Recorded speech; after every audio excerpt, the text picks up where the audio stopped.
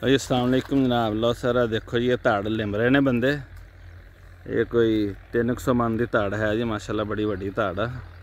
4 बंदे लगे हुए सुबह दिन तो हुण शाम के 5:30 हो गए ने, तो फिर जाके काम जोड़ा तकरीबन इन्हां दा लागे लागे होया। और देख लो यार तरीका साढ़े उकाड़े तकरीबन यही तरीका चलता है।